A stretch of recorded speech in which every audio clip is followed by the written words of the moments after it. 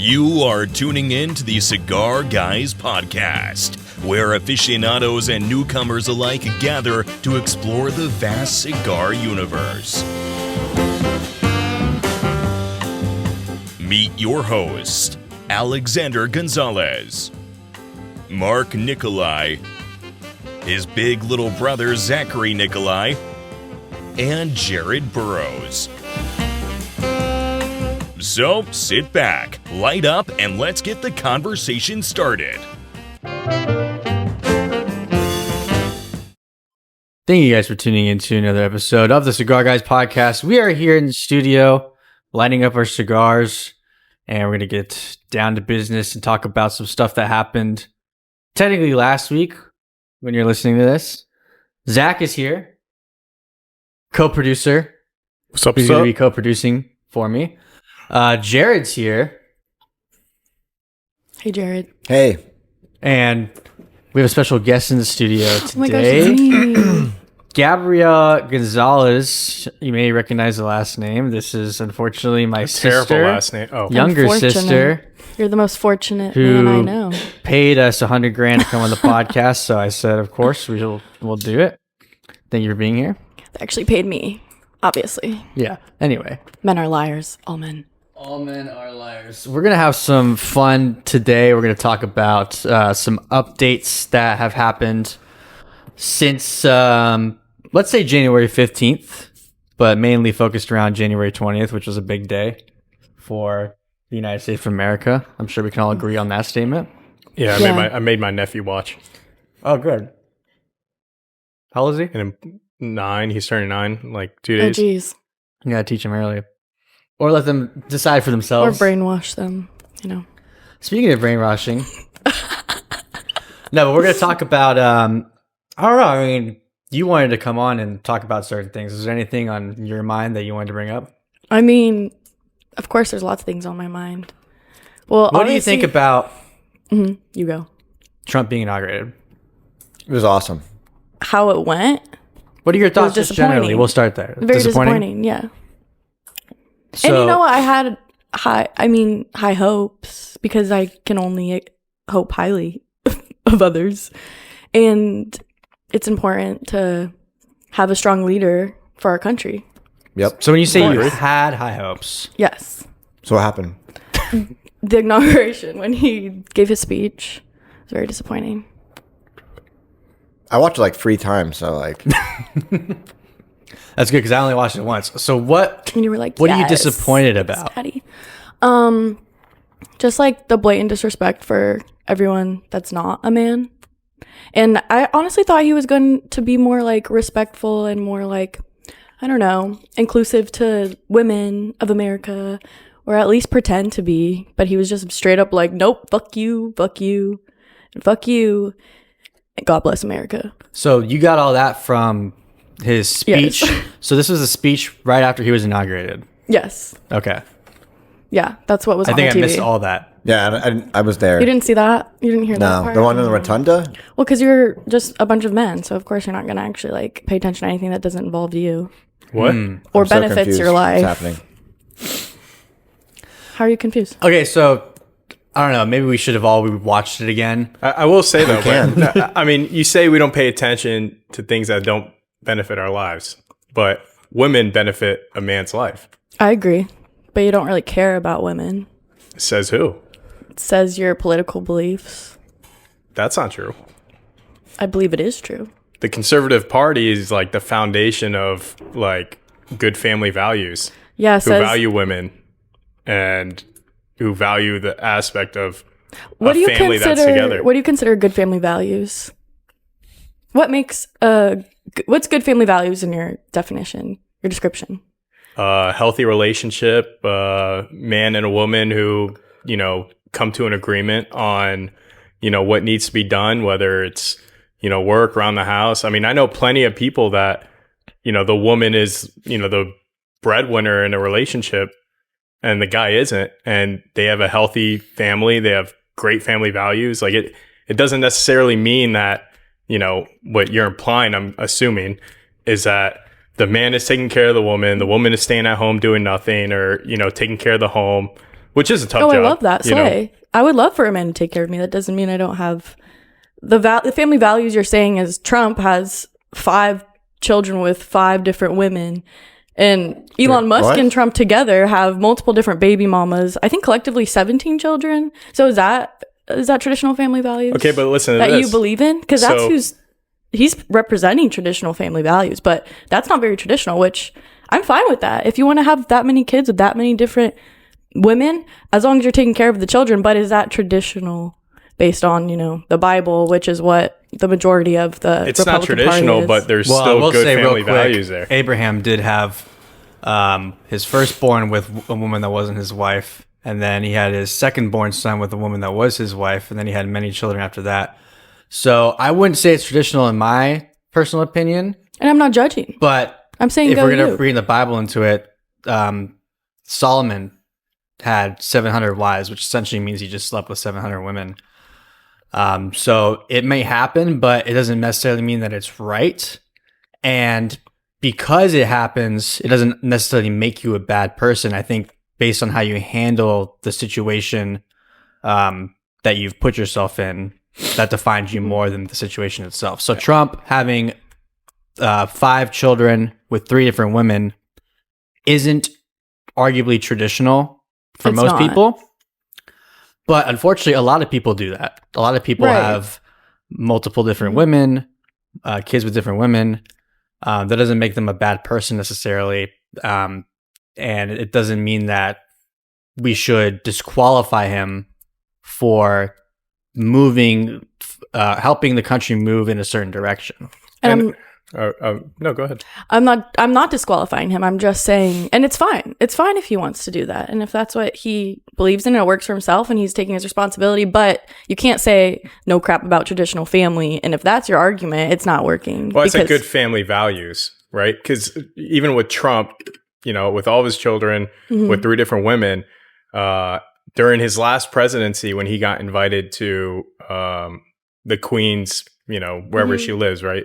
in Palace. England, Yeah, in England. wherever she lives, the Queen of England. Yeah, the Queen of England. good Yeah, job. but like, I don't know. I don't want to say castle, right? Palace. Is that what it is? I think it's a palace. I Yeah. don't know if it's a castle necessarily, but it's Yeah, palace home, for I sure. think it's Right. Palace. When Trump got invited there, his first response to her was, "Okay, I'm bringing my family," and he brought all of his kids. Everybody. Yeah, he literally brought everyone over there to meet the Queen of England, at the time, and no other president has done that. The president usually goes himself and his wife, and then that's it. They don't bring their kids. They don't bring anything else. But because he has these family values, he wants his kids to experience the same things he does, if not more. So he brings them to places like this. That's good. I That's hope why so. that all of his family, they took up half the stage. His family, during the inauguration, they all went to the White House. They got to tour the White House, do whatever they want. Go to the ball, and they had a great time. And I think too, you use the word choose to. I don't think he necessarily had the intention of marrying and having children with 3 different women. It happens over time. Like you get married and you think this person is going to be with you for the rest of your life. Right. And unfortunately, something happens where they leave Mhm. and then they find someone else because no one's going to live alone for the rest of their life. And then, unfortunately, in his case, they ended up leaving again, and it happened three times, 3 marriages, Right. with 3 different children. So And with I mean- Elon, it was like, what, 4 times? Because he It was has like a lot. 11 kids. I Elon, think with 4 different women, I think. Yeah. It's like 9 or 11. Elon just wants as many kids as he could possibly he have. has Yeah, he's talked about that 7 too. kids, I think. 8 kids. He has like 9 or 11, I forget. Yeah. Yeah, well, It's up there. that's his choice. Obviously, he's choosing to do that. He's trying to catch up to Nick Cannon. He's crazy. Oh, he's like 16. So, what about his Nazi salute? What do you guys think about that? Well, I think Because- personally, go. go ahead, finish. Because finish. at first, I was like, "You guys, he's autistic." Like he was stimming, but then I looked at a video side by side of someone doing the Nazi salute and then him doing that, and I was like, "Oh, looks pretty bad." Well, if you believe that, let's just say, for example, he did a Nazi salute, so to say, we also have to hold the same standard to Hillary Clinton, Barack Obama, Kamala Harris, all these other people that have been caught doing this in a very similar Fashion, fashion. yeah. Well, I think of- it was the like, and then the when he like tapped his chest and then put his hand out. Kind of gnarly. Yeah, the difference is that like he was saying like my heart to you guys, right? Right. But his too, hand, you said his hand was like this. And also, he does obviously have either Asperger's or he's autistic. He's on the spectrum for sure. Oh, for sure. Everyone has made fun of him for that or acknowledged that in some sort of way. But then they turn around and say, well, that was 100% intentional. And he geeks out all the time when he's on stage. Like when he did the whole jumping thing like this. No, I've So seen he's that. known to like freak out on stage and do weird things. He's like supposedly like the number one like Diablo 4 player in the world. Yeah, he runs like 10 companies, has 11 kids. I mean, I don't know if it's necessarily like him playing on the account, but like somehow he's able to balance all these different things. He's super smart though, so I don't know. Comes with like weird qualities too, I guess. Yeah. It's kind So of like Jared, you know what I mean? But I don't think that was a In a way. Nazi salute. It was like more of a my But heart to you you just guys. think that because that's your bias. Like you don't want it to be a Nazi salute because that would be pretty bad. So you're going to But say again, it's not. we And I have- don't know. Like I don't know if it actually is or not. I'm just wondering your opinion based on because again, when I first saw this, you know, it circling on the internet, I was like, "Come on, you guys are like stretching a little bit." But then again, I saw it side by side, and I was like, "Oh." But if he was stimming, like God bless his soul. Yeah. But again, if you think that, then you also have to look really carefully at all these other politicians that have been caught in video and I mean, they're all pictures fucked up. doing that. So So are they doing that intentionally? Did they do it on accident? Or does it have nothing to do with actually a Nazi salute, period? Right. And some people can go and say, well, it doesn't look like a Nazi salute. It looks like a Roman salute.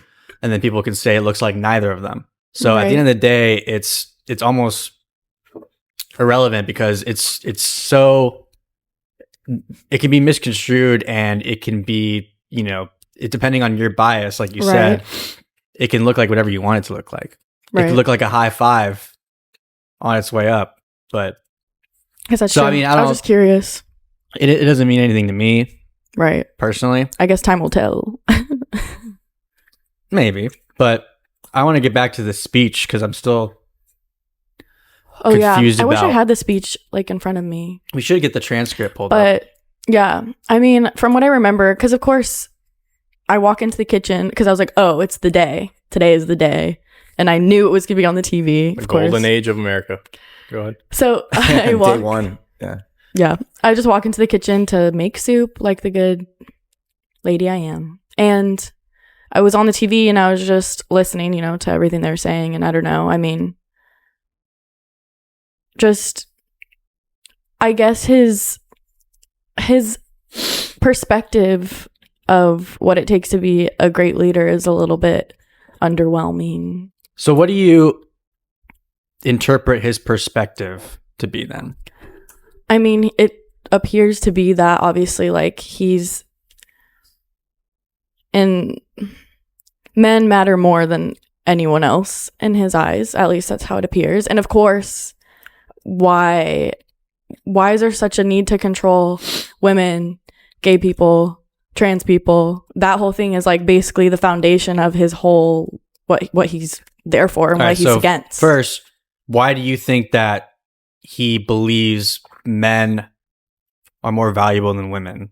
Just his views on abortion laws, his views on women, how he's treated women in the past, what crowd he hangs out around. Let's stop at the first one. His views on abortion laws. Mhm. What are his views on abortion laws, or what do you think they are? He wants to have a tighter control on the laws with abortion, you know, like when you can get one, when you can't, what identifies as a living baby and what isn't. But he doesn't. But he doesn't what? He doesn't believe that, any of that. That's his views. No, it's not. How do you know? Because he's publicly said it multiple times on the record. But if he's publicly trying to change laws He's not. about it, I know it's up to the state, but his influence is like a lot of people that vote, a lot of men that vote for Donald Trump obviously like are anti-abortion. A lot of women and men that vote for Donald Trump are anti-abortion because that's what the Republican Party obviously stands for. So you can't say that it's not his views if that's what he is running as a Republican. It's Correct? not his views. No, he's publicly came out and said, we'll take Florida, for example, because we have a 6-week abortion ban, right? He's publicly came out and said that 6 weeks is too soon. About Florida specifically. Too soon to get an abortion? No, it's too short of a window. Well, yeah, I agree with him. Yeah. Yeah. So I hope that that's the truth. I've never seen that. But So again, his whole theory is that, when it gets to the state level, right, now the people have the opportunity to vote on it. The Right. government has no control over it. Right. So eventually the people will settle at a middle ground, which, for example, in Islam is 120 or 140 days, right? That's the cutoff right there. Right. And it's the same thing in Judaism. Christianity is the only one that doesn't have a cutoff like that. But his belief is that, eventually, instead of, for example, in Florida's last election, they wanted to completely make abortion legal, basically up until birth, right? That didn't pass, for obvious reasons. Right. It's too extreme. Right. So now what they're going to come in and do is they're going to have to come up with a law, that's going to be on the ballot that we could vote for, that's going to be in the middle ground and say, okay, well, maybe instead of 6 weeks, we could do, 10 weeks or 14 weeks or 16 weeks, right? And then once it gets to that point, majority of the population will either vote for or against it, and then it'll pass at that middle ground. But that's what he did. He's literally trying to have less control over women's bodies for, let's just say appointing Supreme Court officials to overturn Roe v. Wade. All that's doing is reversing the government control on women instead of like forcing it. Because now it's up to you to either go out and get people to vote for your beliefs, or convince them, or go to your congressman or woman, write them a letter and say, hey, we were trying for a full abortion allowance this past election. Can we try, instead of 6 weeks, do 12? Just double it, and then you work from there. Right. or move. Right. Or move. I mean, but no, realistically, though, I mean, you'd have to be naive to not believe that they would settle at a middle ground. And that's, you could look at every country in the world. Yeah. But the point is that he isn't looking for more control on the matter because he is giving it back to the states to decide. Right. And that's, in my opinion, much better because that prevents, let's say, someone that is completely against abortion from making it federally like that worldwide, or federally like that across the nation. Or the opposite, where someone says, let's just do, 9 months and it's okay. Right. Preventing that from happening nationwide. And you're Right. giving the choice to the people much more than it would be if it was a federally mandated issue. You should hash it out. No. How do I do it? Just find it first. You guys have Cigar to show me. Education. I don't know this shit. Yeah, I mean, Oh, blow it. No, like smoke it. Don't move your hand. Smoke it like you're going to. Yeah. There you go. Get one. Is it good? Yeah, you can rotate it a little bit. that should be good. Yeah, that's fine. Hard not to inhale it. What do you think about cigars? Aren't they a little gay? Don't you Gay? think? I think Don't you think your cigars are a little gay? You just put it in your mouth and you you can argue that. and then you roll it around on your tongue. Well, that might be a little bit. You could argue I don't that think I do that, with but- water, I guess. That's what they say. They're like, when I was at your wedding, they're like, you just roll the smoke around in your mouth. Well, was this an official cigar guy or was this like one of your friends, the big buff guy? You know him? Yeah, I do know him. He was at my wedding. Right. Yeah. yeah, him. He was telling me because that was my first one I ever smoked. Are these your guys's? Yes. Yeah. I don't know. I don't like right now it's fun, like he, but it's probably gonna make my mouth hurt tomorrow, like the smoke. I don't know. I'm sensitive. Yeah. But again, I smoke other things, so and I have no problem. You'll probably be fine. You Yeah, don't have to yeah, inhale yeah. cigars. Right, but that's what I don't understand. So you're just fine getting mouth cancer and you don't even get a little like buzz. But you'd actually be surprised on the stats of people that have an increased risk, health risk, when smoking multiple cigars a day. It's actually very, very low. Compared to cigarettes. Compared to weed. non-smokers, just in general. Oh, really? Yeah. If you and bias. two, well, it's the FDA, and the FDA hates tobacco. Anything. Period, and that's true. The FDA hates tobacco, So the fact that they released a study saying Jared, for example, can smoke 3 cigars a day every day. Only 3? Well, they said 3. Okay, just making it. If he smokes 3 cigars every single day, his risk compared to someone that smokes nothing only goes up by about 0.5%. Okay. So realistically, if he ate chocolate cake every single day, his risk of having health complications is probably going to be higher. Diabetes. Yeah. Right. Huh. Interesting. Yeah, I don't know. They're fine, I guess. The whiskeys. Whew. It's good, right? Yeah. I also haven't had a whiskey the whiskey's before. probably worse for you. The whiskey's definitely worse for you. Definitely. Yeah. But, okay, so, I mean, what were we just talking about? Well, we were talking about abortion. Yeah. I guess my disappointment in the Republican Party is it's very like stereotyped, obviously. Like the left and the right both have like very intense and extreme stereotypes. But it's just unfortunate that the majority of, at least what you see, what you see on the comments, what pops up on my feed or whatever, is just people being super hateful towards women, towards people in the queer community. And it's disappointing because it's like, why do you care so much? Why are you so hateful? Like, why does Trump winning then grant you the like pride to bring down these people and these groups? I think that it stemmed from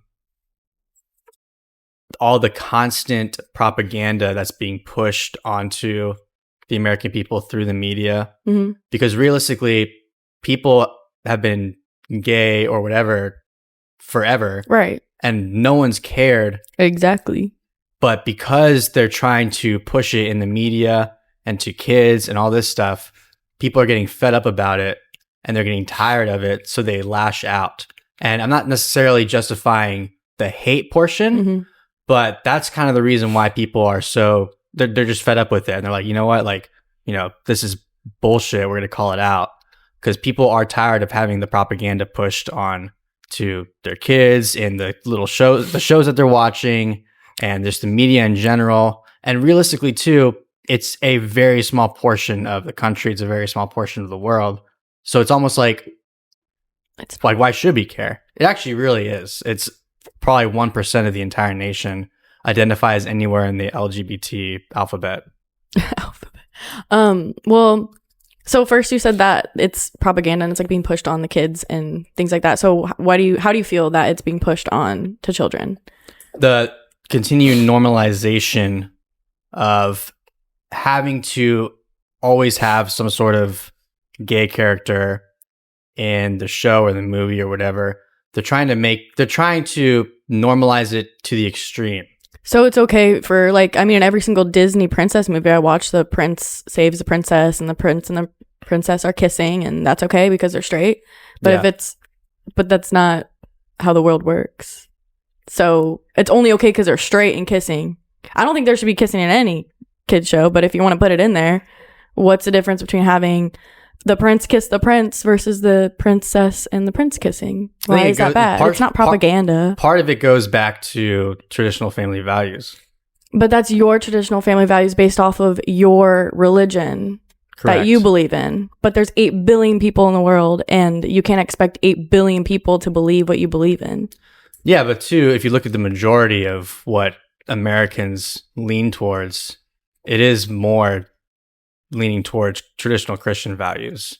And across the world, too, it's actually spreading quite a lot. A lot of countries are converting to Christianity in mass numbers. Kosovo is one of them.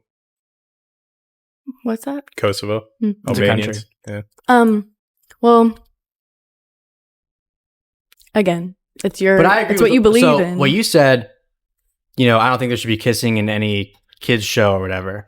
I agree with that. I think PDA in general can be unnecessary, especially for kids. Right. Whether it's straight or gay, I do think it's unnecessary. But going that extra step, for me personally, is not something that I want my kids to be exposed to. But what if your child is gay and they feel like they can't be gay because your dad's telling you can't be gay and your grandma's telling you can't be gay and the TV's telling you can't be gay? And wouldn't it be nice to see a gay prince kiss a gay prince? Not really. Well, I think it would be. Because then they don't feel so alone and so scared and feel like they can't be gay. Because what does it matter? Why do you care? So how do you think Trump feels about gay people? I mean, that's a little bit obvious, don't you think? No, actually, no. Because I have my facts. Well, I have the facts, I guess. Well, I mean, I want to hear your opinion. And I know there's the umbrella of like queer people, obviously, and he did announce that there's only 2 genders or whatever. Which actually, technically, he just said that the entire country is actually female, which he just said that today because. I know what you're referring to. He said that. He said at conception, and technically people are arguing that at conception, you have everyone's female parts, right? That's pretty funny. Well, you don't It's have a female feminine parts. Get it, like, You don't have female right. parts Yeah, but you're because they're just not female. developed. So do you think Trump likes gay people? I don't know. Let me ask a question. Do you think Trump dislikes gay people? it appears and feels that Rich way. Grinnell So- in his past cabinet was a homosexual. Yeah, You can like- say it. And who was he? What? Rich Grinnell? Yeah. I'm saying who was he? I think he was the DNI or the assistant DNI. Okay. Yeah. And Bill White, he was a U.S. ambassador in Belgium. He's like both of them were like openly gay. Trump Yeah, had no I issue hope appointing so. them. And It Trump just was feels- actually. mhm. Oh, go ahead. I'm No, sorry. you go. But what do you mean you hope so? You hope they were No, Gay? I hope that he isn't somebody who's really trying to take gay rights away or attack a group of people because they're different. So let's go back to Obama, right? Okay. So how did Obama feel about gay people? I have no idea. Okay. I was like hated 12. them. So Obama and Joe Biden hated gay people. Why do you say that? They fought openly. You could find videos online. They fought to deny the right for gay people to get married. I didn't see that. Yeah, I know, because Joe they Biden started said it hiding it. openly and Obama said it openly.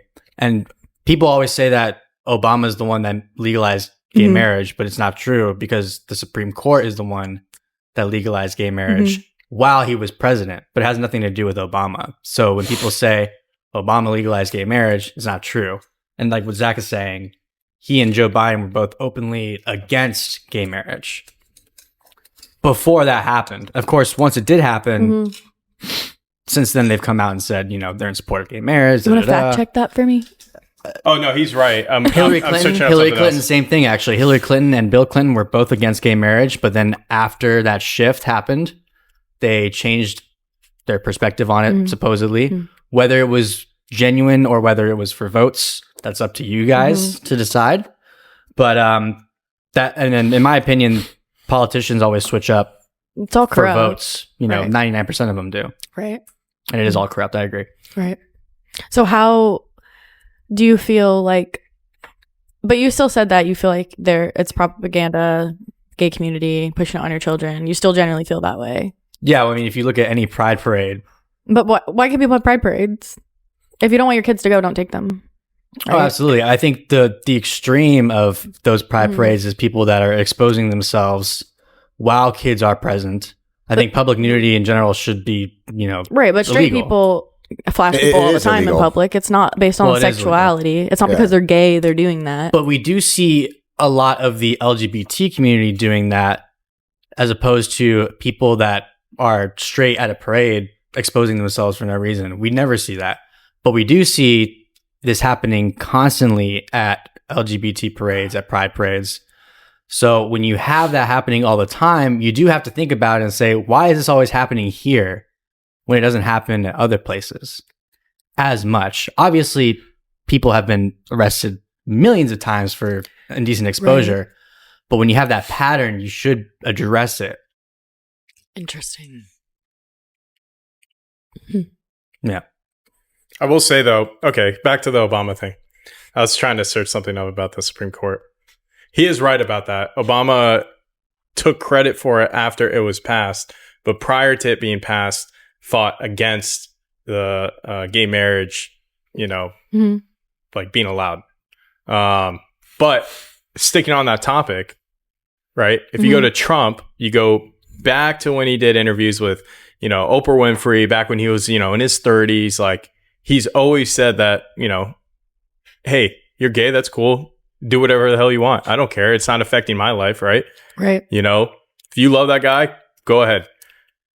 That was his views. And, Trump was the only president to actually fight globally for gay rights, like in the world. so people would stop getting killed, murdered in, Eastern countries. And, he was the only president to ever do that. Like Obama, when gay marriage was allowed, he ran off that, but he never did anything about it. He walked in a parade, a few times, whatever, but that's it. He never actually, helped support that community. Right. Versus Trump fought a global campaign to do it. Well, and just if that's the truth, if that is the truth, then it is. I have all the perfect. I could show you everything after the podcast. That would be great. But again, it's just unfortunate that the crowd that supports him so much has so much hate for the queer community. But I think you can't blanketly say that though, because like most people in the United States, I mean, even around the world, right, are, let's just say neither conservative or, liberal. They're independent. Right? They're in the middle. And most people have that middle belief. And that's why, back to the abortion thing, it's going to settle at a middle ground. What's crazy is more liberals, like more middle ground liberals, consider themselves Republican this day, like today, right? Right. They consider themselves to like be more Republican because of the values that like Republicans hold and stuff. And that's not saying that like, oh, all Republicans hate gay people, because that's like not true. I agree. I think where the Republican Party is today is where JFK was in the 60s. Right. It just shifted so much. Things get redefined all the time. And there's all that confusion. Well, it's hard when the entire, again, going back to it, the entire Republican Party is based off of the Bible, pretty much, morally. And in the Bible, well, most people claim that, gays are bad and should be stoned. In the Bible, right? It says that. Well, in all fairness, there's a two-party system. So, like, you only have two choices. So, you can't say, like he said, the blatant statement, like, how are you going to say that for the entire Republican Party? Well, the entire Republican Party is based off of Christian values. But so is the nation. Both parties are. The nation was founded on Well, the nation was Christian stolen. Values. Stolen by who? From who? From the indigenous people that were here first that had no Christian values because they didn't know what Christianity was. Okay, so and then people came here and then they said, well, this is how you have to live your life. Who was here before the Native Americans? Nobody, I guess. So they're, in a way, they're not native either. They also migrated there. They found it first. Sure, you could say that. Yeah, they didn't kill anyone to take over the land or change anything about it. We don't know. That's unrecorded history. The Europeans didn't come here to kill the Native Americans. They actually came here and ended up, first of all, they didn't know who was here. But they came here, they found there were people here, and they learned to trade with them. They taught them things, Christianity being one of them. They taught them their way of life. The Native Americans taught the Europeans their way of life. And then over time, issues arose, mainly a lot of issues amongst Native Americans, meaning tribes fighting each other, resulted in the Europeans taking a side and fighting other Native Americans. So the Europeans didn't come here with ill intent, but through years and years of different events happening, what ended up happening was the Native Americans did end up dying off quicker than Europeans were, whether it was disease, which is entirely no one's fault. And then eventually what happened is the Native Americans, for the most part, did end up killing each other, and the Europeans that were on the side of, let's say, this tribe, obviously they had better gunpowder, they had better weapons. I know Native Americans would have never had guns to begin with. Right. So, I mean... And we brought it here. Now we fucked it up. Yeah, but I mean, eventually they would have invented guns. It's not like, they would have just stayed at the age that they're at. Any civilization in any, part of the world eventually goes through those ages of the Bronze Age, the Iron Age, the Renaissance. Like literally everything is, repeated. Right. But now with all of our education, don't you think that like there's countries that don't have guns and live in peace? Like what country? Australia. They don't have guns and they live in peace and there's no school shootings. Well, so like how could you in America, it's such a huge problem, are guns. Well, you could say they live in peace. I would argue that Americans generally live in peace too. So what do you mean live in peace? Because there are murders in Australia still. Of course. Right. So how is Australia better than us because they don't have guns? Just with school shootings and like it's especially in Florida, you just can go into any place and buy a gun. Like I can go into a store right now and just buy a gun. Like that's crazy. What about school stabbings? I don't know. You have to look at the statistics, but I'm pretty sure school shootings outweigh school stabbings. Well, in our country maybe, but in Australia, obviously there'd be more stabbings because there's no guns. So just because the tool's not available doesn't mean that it eliminates the way of right. Like I understand the gun isn't the one that kills people. I guess it's just a lot easier for there to be mass execution because of them. So since the guns exist and there's no way to get rid of them, the only deterrent against a gun is another gun. Now what statistically, real quick, Zach, when there are more guns, if we use this country, for example, when there's more guns in a specific area, there's actually less gun crimes. When there's fewer guns in an area, there's more gun crimes. And that doesn't make sense. But it's because if guns are illegal in Chicago, let's say, or they're very heavily regulated, criminals are still going to get them and use them. Right. And people that follow the law don't have guns, so they can't defend themselves. When you go to, Texas or Florida, half the state has guns. So if someone pulls a gun, a good guy can pull out a gun and stop them. Right, and I understand that because I guess in a perfect world, of course, you wouldn't want people to want to kill other people. Well, in a perfect world, guns wouldn't exist. Right. There'd be no need for them. Of course. Yeah, that's true. And now, what about countries that have guns in almost every household? Like, Switzerland or Denmark. I mean, America has most guns per person in the world. But like all these other countries. Right. They're safe countries. Yeah. They're really safe countries. Yeah. So what about them? I don't know. I think they're just not as fucked up as Americans. And why is that?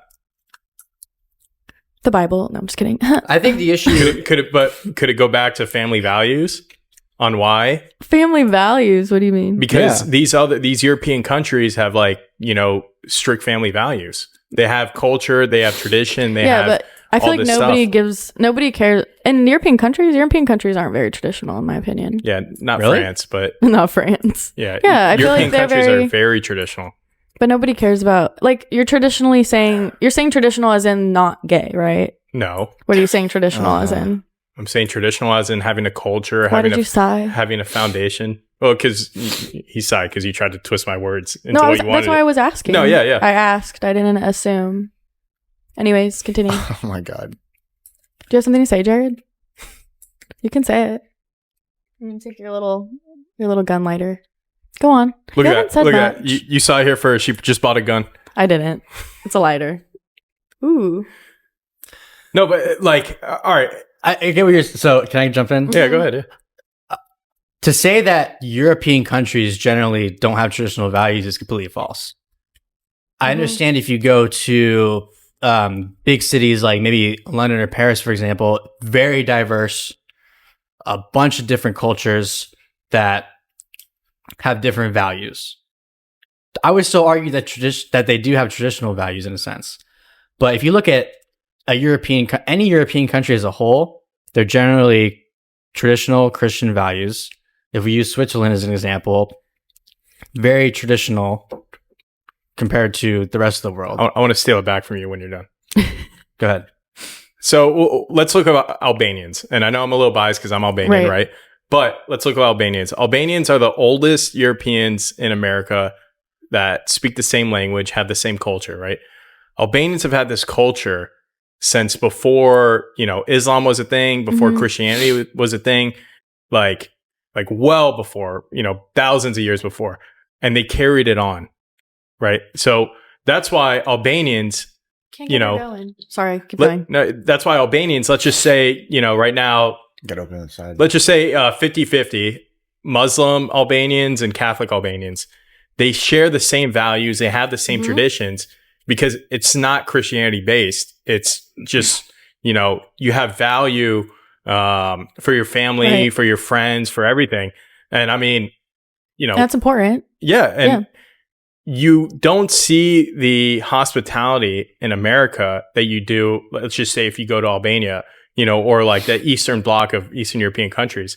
And, it's because like in America, those cultures don't exist, right? Mm-hmm. You go to work, you buy a house, and that's it. That's the only culture we have in America is your goal is to buy a house.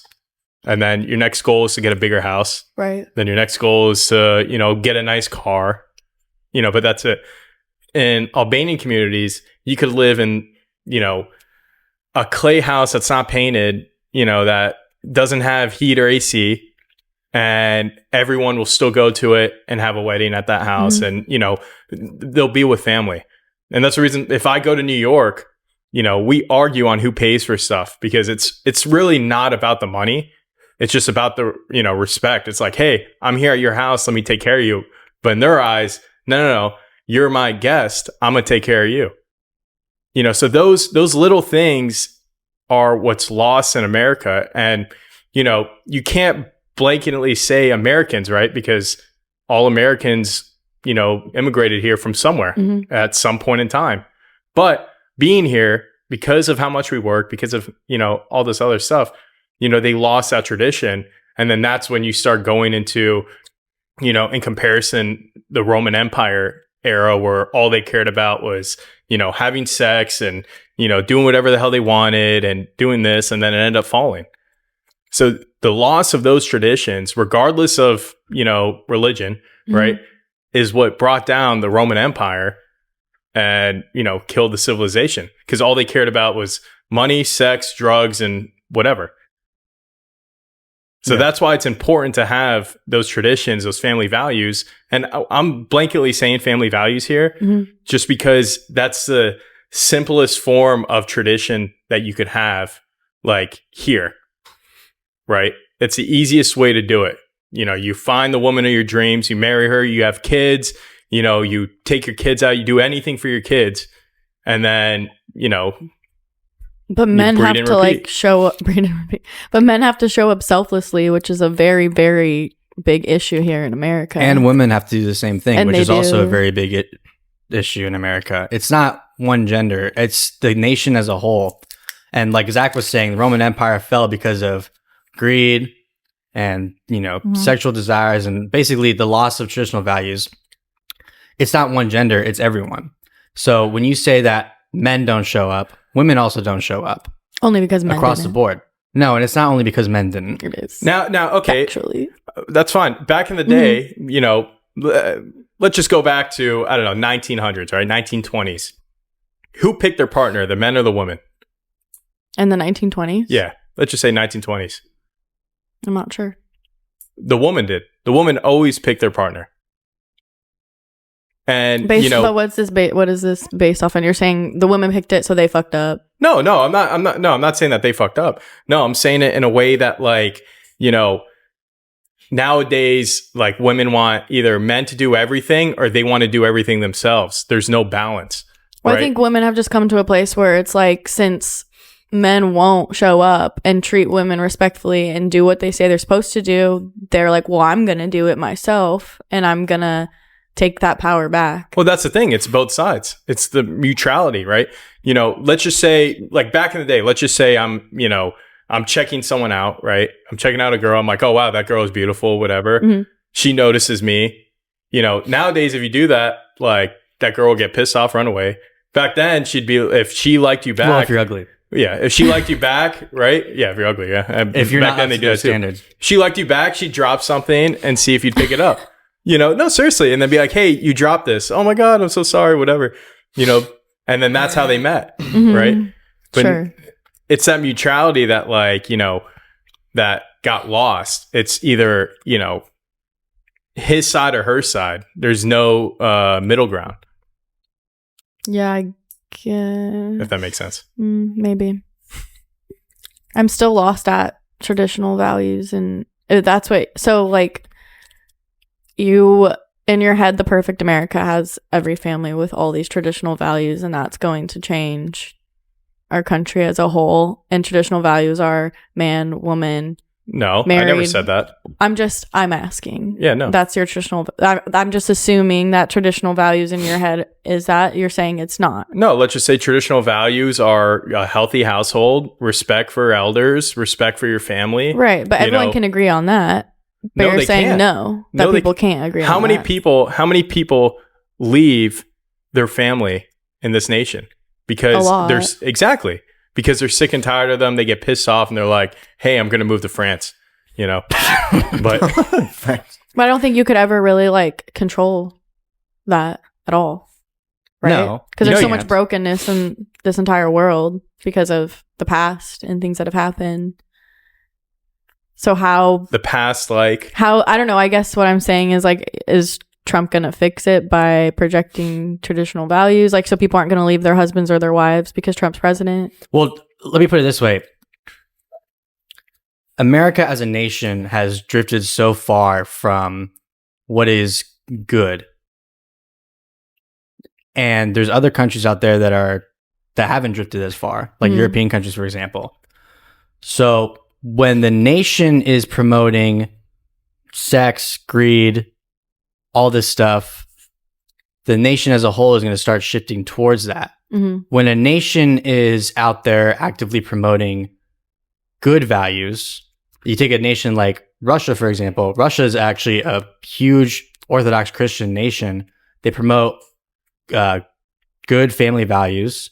So the nation as a whole generally follows that. So if the nation is promoting good things, the people will generally follow that direction. But we have a nation that is corrupt, as you stated. The politicians are corrupt. They're all bought by special interests, and the special interests are pushing greed and sex because that's how they make more money. So if Trump is able to, over time, get rid of some of these bad things and have the nation focus more on good things, the people will follow over time. Right. It's just a little hard having like a leader who's been disrespectful to women, who's presented himself as greedy. only Rosie And- O'Donnell. So do you believe Incredible. in forgiveness? Of course. Okay. So if someone makes a mistake, Right. are they able to come back from that? Yes. Okay. So if Trump has made mistakes in the past, is he able to come back and right those wrongs? I would hope so. Yes. I think anyone can. Right. So because Trump obviously had a controversial past, Mm-hmm. but is now, for whatever reason, whether it's genuine or whatever, doesn't matter, he's coming out and saying, let's make a greater country. Let's push for greater things. And maybe that's because he's trying to right his wrongs, whatever. But we should be able to be grateful for that, despite of who it is and what their past is. If they're willing to right those wrongs and, do something great for the nation, Right. we should celebrate that. Yeah, bear in mind, like, the United States is like the youngest country, right? So tons of people like moving in from all different cultures. So it's like a huge balance that has to happen too. It's not just one person, Of course. Everyone has to change and strive to be better in order to make a full country better. And for whatever reason, America is looked at as the leader of the world. I know. Why is that? Well, we can get into that if you want, but the president obviously is the leader of the nation. Mm-hmm. The leader of the free world. You can argue that it's strictly, him being a figurehead, whatever. But the fact is, whoever America elects as president, that basically dictates the rest of the world. It definitely dictates the nation. Mm-hmm. Yeah. So if you have a leader to look up to that has, or is at least pushing for good values, that's going to translate to the rest of the nation and the rest of the world. That's just how it is. Mm-hmm. America is the most powerful nation. That's a fact. The rest of the world is going to follow the United States. So having one leader that is pushing for certain values is definitely going to trickle down to the nation and the rest of the world. So in him doing all the things that he's talking about is definitely going to change the nation and put it in a different direction. And then as a result, the rest of the world will follow. So my question for you is, do you think there are better countries than America? I'm sure there are. Like you said, Switzerland, for example. I've always thought Switzerland seems like a very cool, safe country, but I've never been there, just based on my based on like what I've learned. I mean, I've always again looked up to Australia and their government, even though most people would say it's very left. It's very corrupt. Yes, it is, but every single country has corrupt. So we could take, we'll go off Australia, but we're going to merge a little bit here. What do you think of England? I've been there twice. Isn't the Queen of England, well, not the Queen anymore, but is England's not still over Australia, right? England does, is, but they have a, prime minister? Yeah. Okay. I mean, I don't know. I don't really fuck with England. But why? No, that's fine. No, that's good. No. I was going to say they took over, 70% of the world. Right. And owned most of actually literally They still owned do. more. Yeah. They own more slaves than, any other nation combined. Slaves. Yeah. England? Yeah. Oh, Not yeah. currently have. Not currently had. Yeah. I mean, if you look at over time, England, like you said, 75% of the land they have owned at a period of time. They were the biggest in terms of, slave owning and slave trade for sure. Yeah, they're the ones that founded it. I mean that essentially is another Roman Empire, and it has pretty much not died completely, but it's definitely diminished. I mean, they only own, compared to the 70%, it's nowhere close to the land they own. The United States is probably the greatest empire, arguably the greatest empire right now, not in terms of land, but just pure power. Why do you think that is? I think being the youngest country, why do you think there's such an appeal for the American dream? I think that all the Europeans that migrated to the United States, well, at the time, just, America, these people strive for greater things. They're always evolving. They're always inventing new things, building amazing architecture. Those values that they hold, the lifestyle that they live, is always trying to make the world a greater place. So when those people move to America from all parts of Europe and even, Eastern Europe, Africa, anywhere in the world. Everyone from the world slowly started moving to America because it was a new land with new opportunity. Right. And when you put all these great people into one place, great things happen rapidly. There's so many inventions that happened here. I mean, America basically was the engine that made the world a greater place because everyone moved there and were striving for a greater life for themselves and ultimately for the rest of the world. So, and that was like Rome at one point, and that was like England at one point. Yeah, like England had, or Rome had concrete, right? We invented steel, right? And everything is steel. And rebar in this house, all those, whatever. I mean, everything's made of steel, right? I think that humans generally want better for themselves and better for their communities. And America happened to be the place where everyone wanted to go to and make that happen. At the time, it was Rome, and at one time it was the great England empire that owned land everywhere.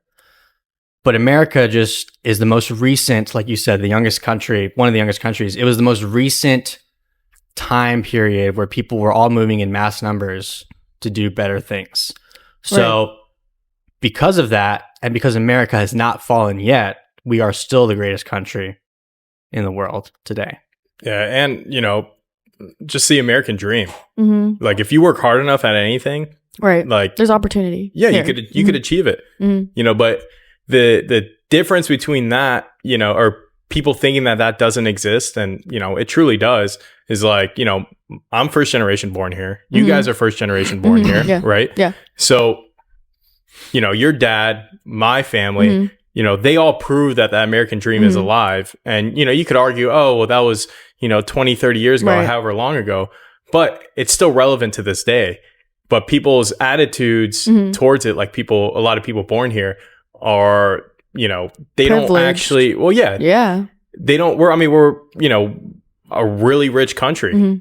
Our poverty here is nothing to compare in poverty in other countries, right? Right. So working hard to like a privileged person, right, isn't working that hard to someone who came from literally nothing. Right. Right. I mean, we see homeless homeless people here have smartphones.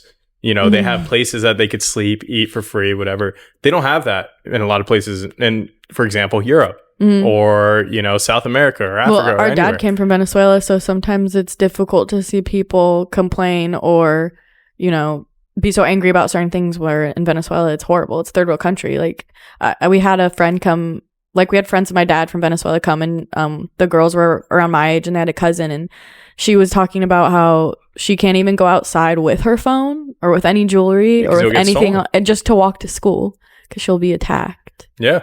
And I think people don't really grasp that reality because it's not.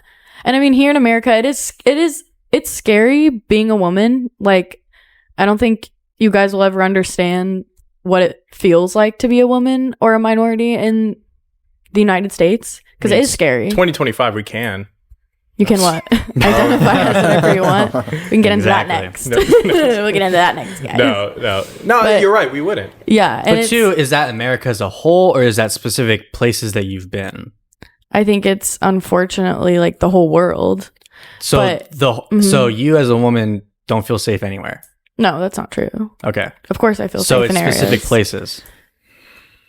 Yes, I guess. So what I'm getting at is America is so large Mm-hmm. that it's basically the same size as Europe.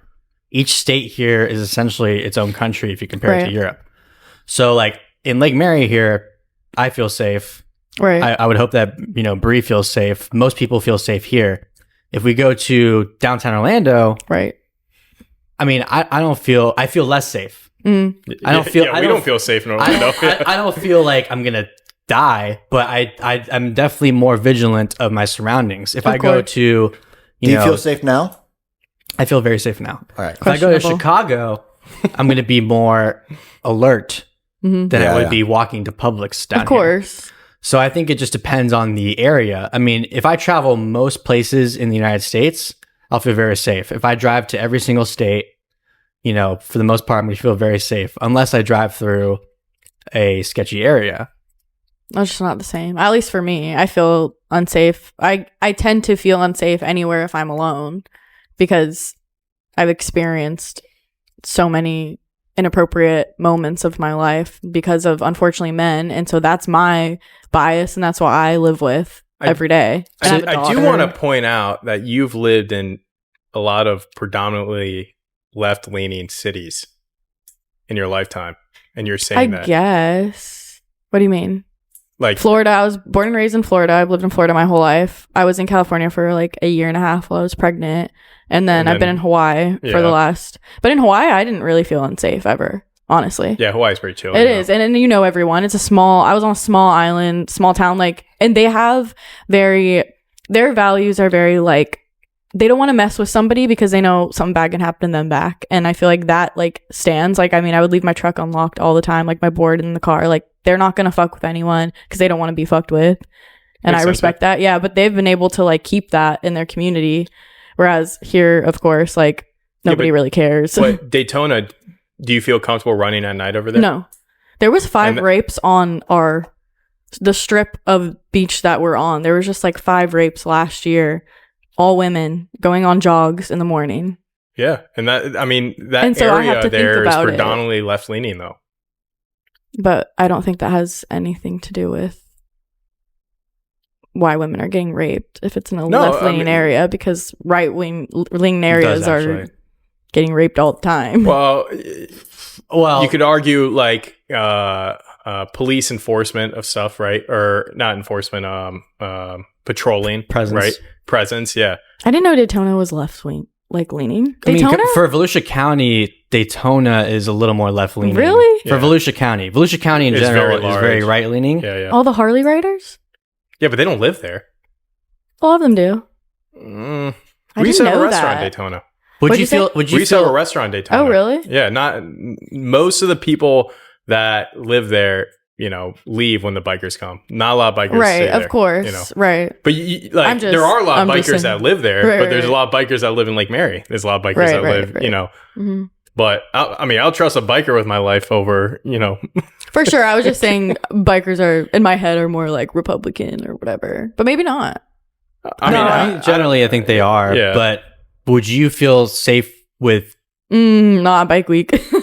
Well, that's a little different because you have people from all over. And the fact is, too, a lot of the scenarios where bad things happen, it's a large group of people in one area. So let's say you have 100,000 people in an area. Something bad is going to happen. At least one bad thing is going to happen just because of the mass amount of people. If you're in a place with 10 people, it's probably very unlikely that something's going to happen. Right. So if you go to a big city, there's a lot of crime in big cities because there's a lot of people in one area. And unfortunately, in any demographic, you have a percentage of people that are bad. Mm-hmm. So there's a higher likelihood of something bad happening because there's just, hundreds of thousands or millions of people in one area. But then it goes back to what Zach was saying, police presence. If you go to a left-leaning city, especially recently, there's a lot of cities that are pushing for defunding the police. So then you have more issues because of that. What are your thoughts on that? Defunding the police, I think, is stupid. Especially in large cities. If you have, like I said, hundreds of thousands or millions of people in one area, there's going to be bad people. And if you are taking away people that are in the position of protecting you, you're essentially, giving up your right to defend yourself or to have other people defend you. So it goes kind of back to the gun thing. It just sucks that it's corrupt. Yeah, and there's always going to be corruption. And unfortunately, again, you have more people in an area, there's going to be more corruption. So you have to find ways to fight that corruption. And generally, more police means safer, more guns actually means safer. So you have to look at each area differently and find the solution for each area. Because Lake Mary is a very safe place, for example. There's not much we have to do to make it safer. But if you go to Chicago or New York City, there's a lot that could be done to make it safer. But you'd be more alert there because like a highly dense area of people, right? Right. Well, in the state of Florida, they allowed concealed carrying, right? Like years ago, I think about 50 years ago, maybe a little bit more than that. And the moment that they allowed concealed carrying, crimes dropped over 50%. I want to say it's around 70%, but I don't want to get that number wrong. So let's just stick with around 50. Crime dropped 50% just from people not carrying, having the ability to carry. Because now that presence is in their head. And it's the same thing with police officers, right? The presence is here. And Lake Mary, my drive home, I could pass by 4 cops and I don't mind it. I love it, actually. Doesn't bother me at all. I know a lot of, Lake Mary police personally, and they are fantastic people. And I also know that the ones that aren't don't last long.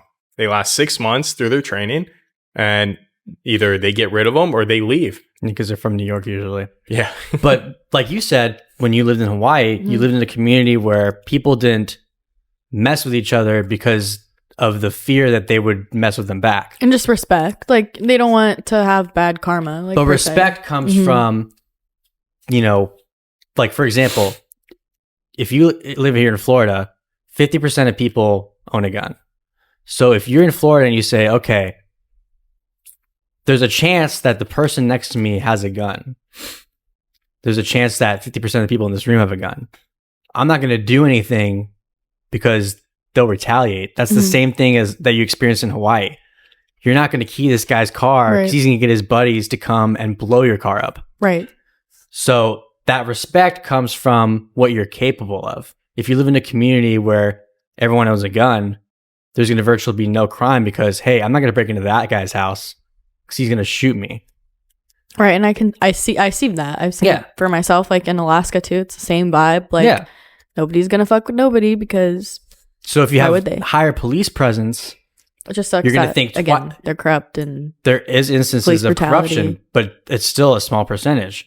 A lot of the bad things you see generally across the board is a small percentage. But of course, the news and the media is going to show that because you can't just show everything's great. The skies, it's sunny skies. Everything's great. people don't care about that. People care about, someone got shot here and this house got robbed and someone, blew up this city over here. Unfortunately, the media is prone to show you all the bad things because people are now going to tune into that. Their ratings are going to go up. Right. That's what I hate about the media. Yes. Everyone hates that. Everyone hates the media. Yeah. But we all are like submitting to it because we're all watching it and I don't know. taking it. Do you watch the commenting. news like every day? Yeah, I don't either. I think so. I To your point, a lot of people are moving away from mainstream media because of that reason. Podcasts are becoming a lot more popular because it's more independent creators and people that just are sharing their honest beliefs. There's not a lot of corruption behind it. Like more independent reporting. Right. Well, with people. social media, it's difficult because I feel like even like for me, obviously what's going to come up on my algorithm is what I believe in and resonate with. But then at the same time, what tends to come up on my algorithm is like a lot of hatred towards the people I resonate with, or like throughout this whole Trump becoming president, it's just like constantly seeing just like horrible stuff. And but it's the sucks. same thing. Controversy is always going to be looked at more than normality. So when you have all this hate, whoever it is, when you have hate, unfortunately, people are going to gravitate towards that because either they disagree with it or they agree with it. But there's always going to be more eyes on hate, unfortunately, than there is on good. Because I do think a majority of people are good, and there's less people that are bad. And because of that, people pay attention to the bad more because it's outside of the norm. So your For You page, right? Let's just say. Right. All right. So I'm you're not on TikTok actually. well, all right, whatever. Your Boycott. page, Explore. Yeah. explore Instagram. whatever. Yeah. Were you ever on TikTok? Okay. So Yeah. We'll use Instagram, right? So when you're watching Reels, right, and you hear any hate comment, right, does that catch your eye and you want to listen to the whole thing? I try not to. But Is it you're easier curious about it, to? Is it easier right? to like You tune into that? you look at the comments. You're asking the just see wrong what they- person because I don't give a fuck No, about that's fine. the haters. No, But why does it keep showing up on your feed? Then? Right. That's what I'm saying. That's what Yeah, but it I'm doesn't- disturbed by. it doesn't show up on our feeds, and like the way an algorithm Right. works. So how is that? You guys don't see all of like the hate towards Donald Trump and towards the Republican Party, but I see that all the time. Well, we do see that. Yeah. Right. I mean, because for example, if some kid named Harry, for example, shows up on my feed and Good starts example. talking trash about Donald Trump, I watch the whole thing. that is I think it's entertaining. It's actually entertaining. So I end up watching it. And unfortunately, by doing that, they're going to show me more content that's similar to that. He gets all his views from Right. Alex. Pretty much. Oh, is this a hater? No, Is this it's Harry Sisson. He's very I don't know. popular. Don't know him. He's paid for by He was the paid. left. I was. Yeah, He I was guess. paid. But that, Yeah, for example, unfortunately, I end up watching that, and then the algorithm, if it's a good algorithm, is going to show me more of that because they think I'm interested in it. Realistically, I'm not that interested in it, and I don't agree with it. But it catches your eye. Right. Or if you accidentally like something, or if you stay on a post for more than 5 seconds, they're like, oh, maybe he likes this. And they show you that. So if you're reading hate comments, for example, they're like, oh, they were reading this comment thread for so long. We'll show them more content like that with the same comment thread. Doesn't mean you agree with it, but that's just how the algorithm works, because at the end of the day, the platform is trying to make money off of you Yeah. Right. through ads or whatever. So if they see you stayed on this post for longer than 5 seconds, the algorithm is going to automatically assume that you liked it, and they're going to show you more of that. Even if you didn't like it, they know that you spent time on it, so they're going to keep showing you that stuff. Reading the comments usually. That's So- because real quick, a great marketing tactic that people use is they will, for example, post a picture of a puppy, let's say, and they'll have someone else comment, "That's an ugly puppy." Right. What happens? Sad. All the 40-year-old Facebook sad. moms come and say, "How dare you say that about that puppy?" Da, da, da, da. All of a sudden, that post blows up because there's so Right. much traction on it. And those Facebook moms come in with heat too. So Not okay. about the puppy. Yeah, just in general. Yeah, they'll look at your kids, start attacking. Yeah, But- it's gnarly out there. Trust. But all right, I want to ask you a question. So let's just say we'll take the last 10 years, right? Do you think we're safer now than we were 10 years ago? I don't know. I don't personally feel safer, but 10 years ago, I was 13. Okay, so, and I was going 5 to years middle ago. school. Let's just say 5 years ago then. So you were more vulnerable 10 years ago. Yes. Yeah, and you're here. You're fine. Yeah, I'm kind of. Not really, actually. I don't know, because again, 5 years ago, I was in Hawaii. Last year. Do you feel safer now than you did last year or the year prior? Not really. So the U.S., I mean, really a lot of places around the world, but the U.S. specifically has gotten safer every year consistently since the 70s. That's good. That's a good thing. 90s, excuse me. Since the 90s. But most of the population doesn't feel safer, and they never will. And then that's what media uses against you. They use that fear of not feeling safe, even though, you know, we're a pretty safe country. They use that against you to, you know, have you lean one way or another. And when we first started this podcast, you mentioned, you know, being influenced, you know, or like forced to believe something, you know, like conservative values or, you know, liberal values or whatever. The media is doing the same thing, you know, not specifically to you, but to anyone who starts listening to it, you know, day and night. Right. Like personally for me, right?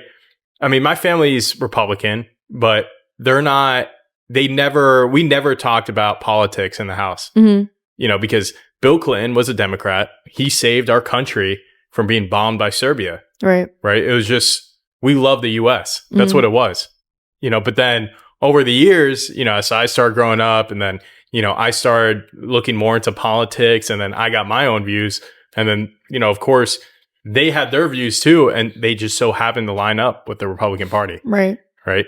So it's like, you know, I know, or I don't know exactly how you grew up, but I know your family's predominantly Republican. Yeah, right. That's the same thing. But I don't know how much, you know, your dad was into politics, let's say.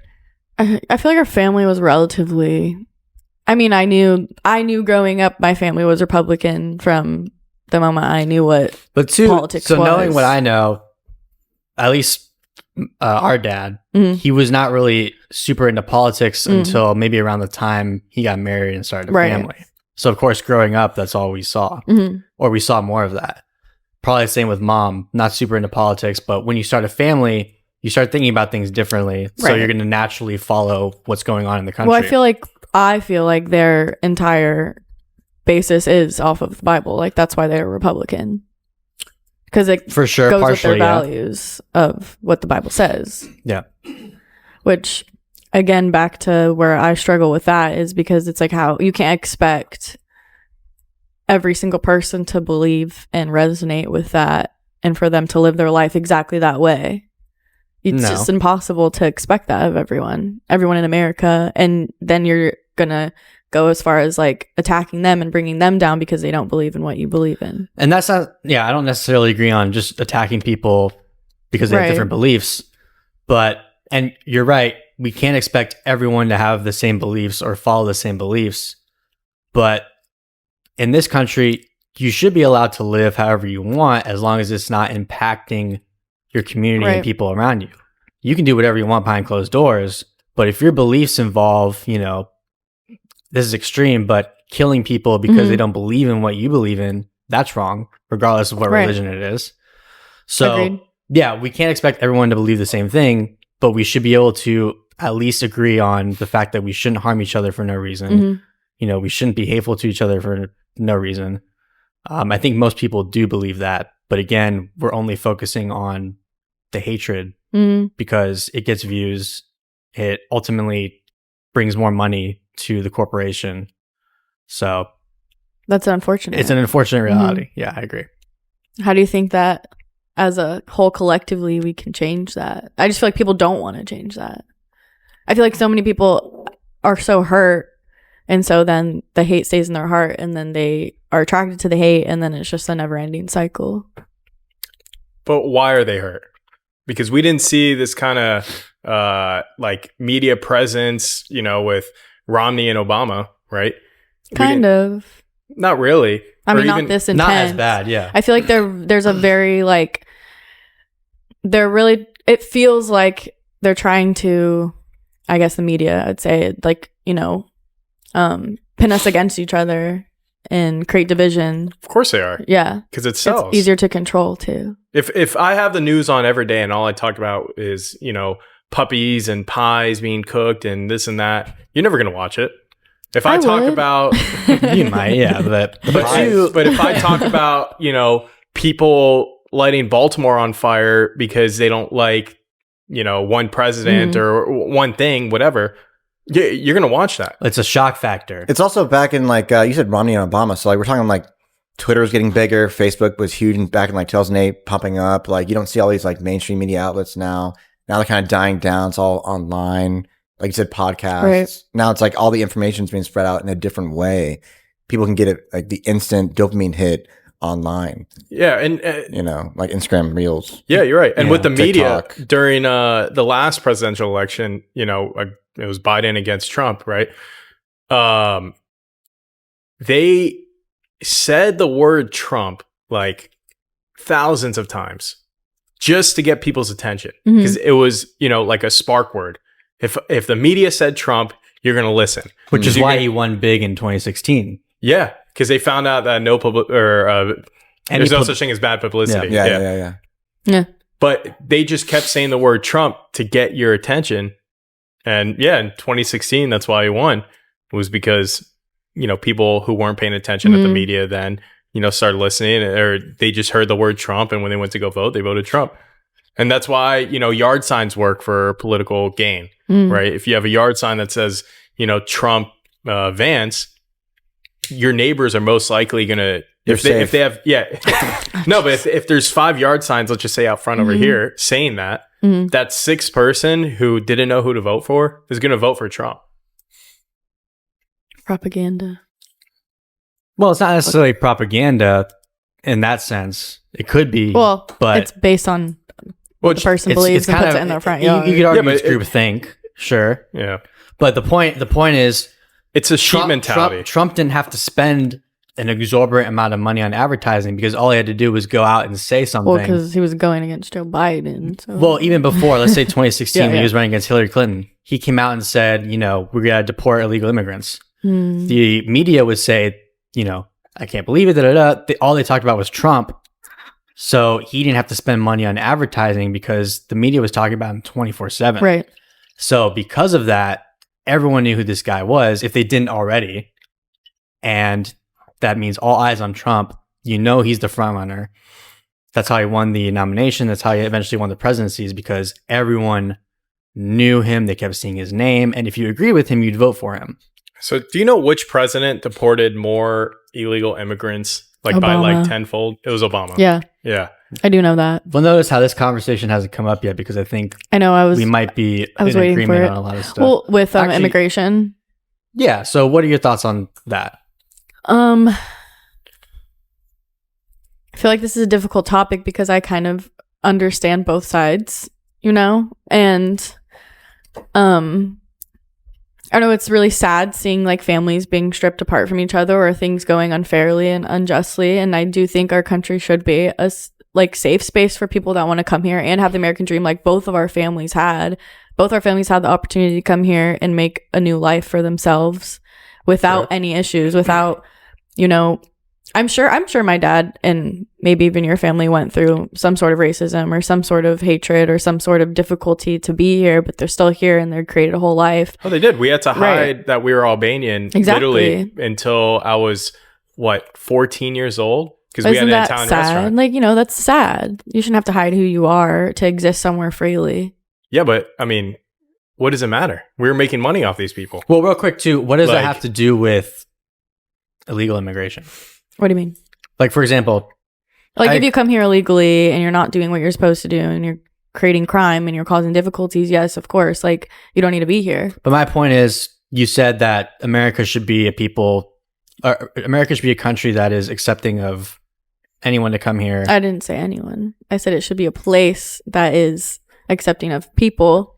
I Yeah. didn't say any person And I that think- does anything they want. Right. Okay. But it should be, because that's what we're preaching is that it's a free country. Well, and I think it is. I think that anyone can come here and live their life and, work a job and raise a family or whatever. And they can, but you have to do it the right way. We can't just let anyone and everyone come into the country because they're not properly vetted. That's when you get bad people coming to the country. If there's no border, you have an influx of people that have bad intentions. Right. If you come through legally, there's no issue. Our dad came legally, his family came legally. And like you said, there's no issue. Sometimes there are still issues. I just think it's, again, going back to the corruption, and there's corruption everywhere, and there's corruption on the border, and people are getting abused and treated badly. People are coming here fleeing for their lives with their children and family and getting sent back to where they came from or caged in jail cells. But if you're seeking asylum, there's still a way to do that legally. You go through the port of entry, claim that you're seeking asylum, and they'll let you stay here.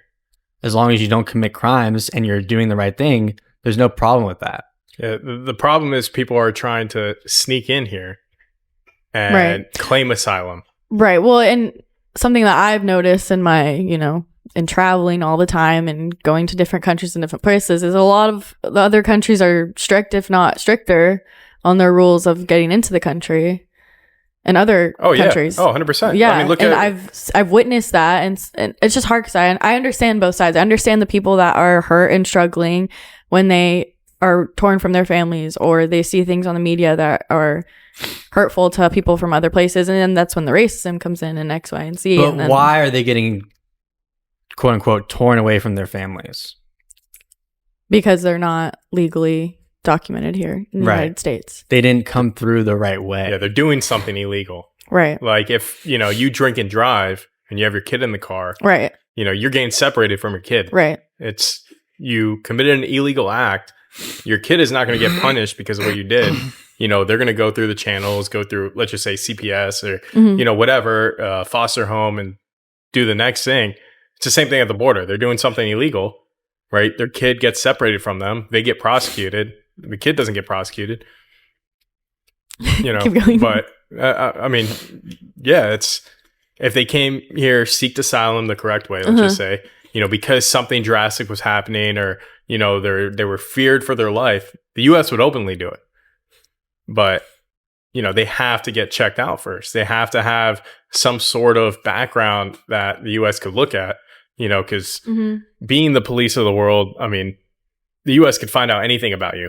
I don't care what country you're from, but it just, they have to come here, the correct way. I mean, your dad did, my dad did, my mom did, my aunts did, my uncle, everyone. The only issue they had at the border was my cousins in New York.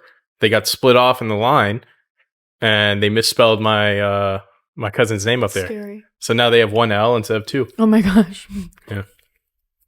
You could also just change that. You can, but I mean, it's past. Is it a huge issue? No. Yeah, no. it's not. There's still Nikollaj, Huh.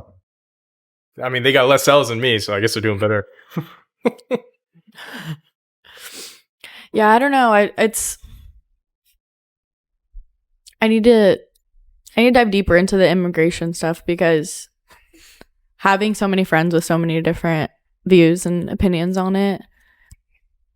Even before I came here, I was like, I need to really feel strongly about that topic. Yeah, I mean, because at the end of the day, we don't care if you disagree, if anyone disagrees with us, as long as they're able to tell us why. Right. What I hate the most is someone pretending to have a different opinion and just not knowing why. Because a lot of people that we do talk to that have opinions opposite of us actually don't know why they have the opinion. Right. Yeah, they just heard it and they believe in. They're just copying what they've heard from someone else. Which I never want to be like. So that's why I try and strive to really grasp and understand why I believe this way and stick with it and be able to sit here with 4 grown men and talk about it. Yeah. And there's no issues because I have respect for all of you. Yeah. The reason why people... We respect you too, don't worry. The reason why you may have friends that they feel so strongly about, let's say, the immigration thing, is because maybe they don't actually know why they feel that way. Because I think if you actually look at the issue and say, okay, this person came here illegally, that's not right. This person came here illegally, that's cool. When you actually look at the issue, there's no reason why you would think that it's okay to come to a country illegally. Yeah, and if we look at those safest countries that we mentioned, you know, Switzerland, Denmark, Sweden, whatever, if we look at those countries, you cannot get a citizenship there. Well, you said it yourself. Right. All these countries Rachel, that you go to. Our sister moving to France, like she's had to do so much to stay there. Yeah. And she still doesn't, like, there's been times where she doesn't know if she can even stay. Yeah. Like, they might just kick her out. And I would say that even with whatever Trump is changing in terms of immigration, the United States is still an easier country to get into than almost any country What in did Europe. he pass like the first day with immigration? Or what was he talking about the border? So he's basically sending troops to the border Mhm. to help enforce the laws against illegal immigration. So part of it is deporting. Right here, declaring a national emergency at the southern border, leading to deployment of additional military personnel. Basically, he's saying, okay, there are illegal immigrants here. Mm. First of all, focus on the criminals. The ones that came here and then committed crimes on top of that. Get those guys out of here. Mhm. And then send troops to the border to ensure that it doesn't continue to happen. So deportations have started with the people that are committing crimes on top of that. And eventually it will be, you know, as far as we know, if you're here illegally, you probably will get deported. And you can have a chance to come back and do it the right way.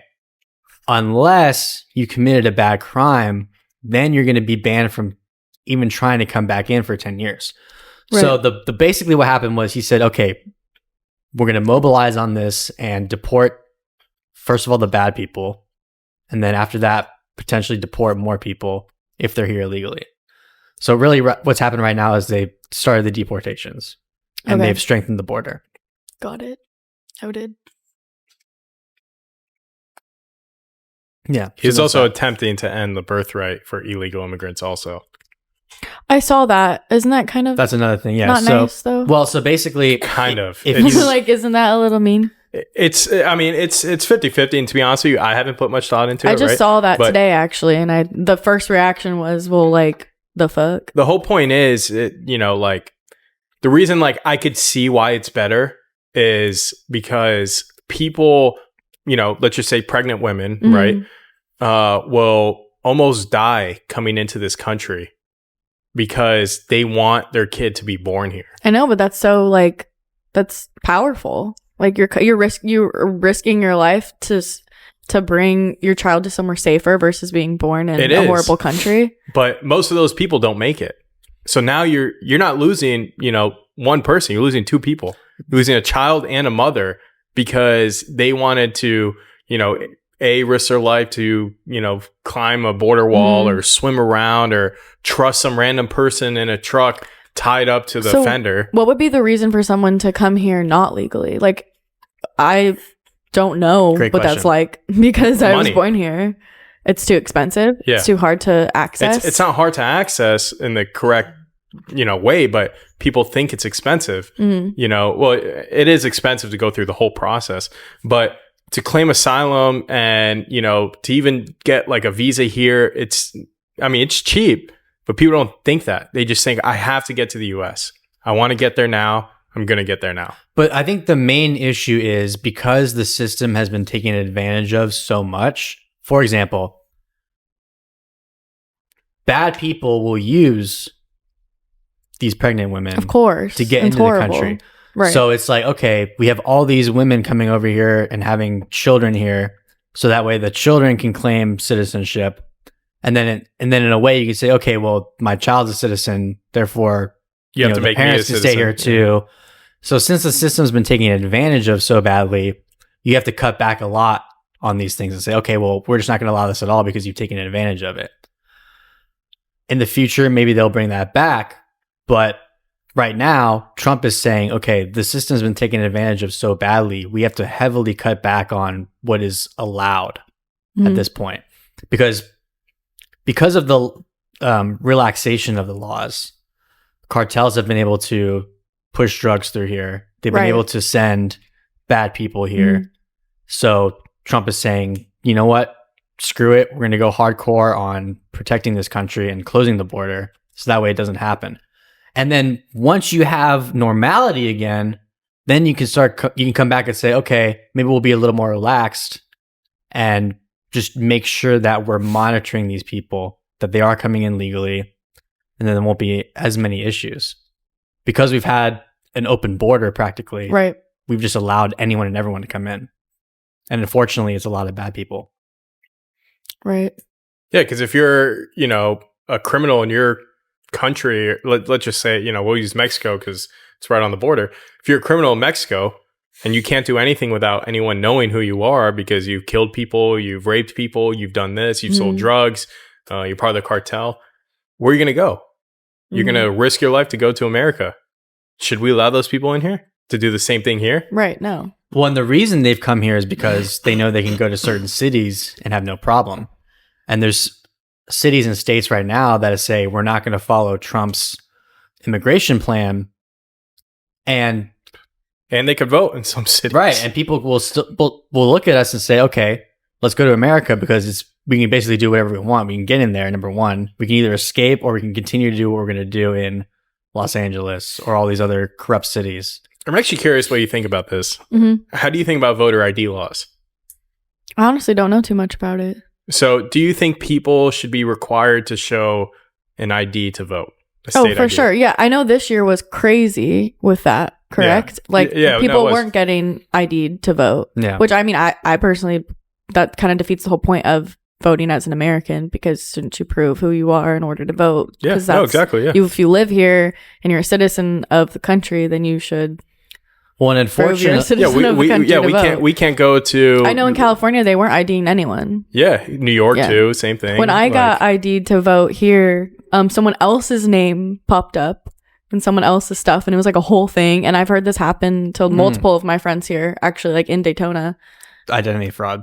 Yeah, but it was crazy because I was like, what do you mean? Like, it's not like they scanned my ID and someone completely different popped up. Right. And unfortunately, the Democrats were using illegal immigrants to cast votes for their party. So that's a whole nother issue. You had people coming in that weren't citizens, and they were utilizing that to get more votes, which is part of the reason why Trump lost in 2020, because there were so many fraudulent votes for Joe Biden.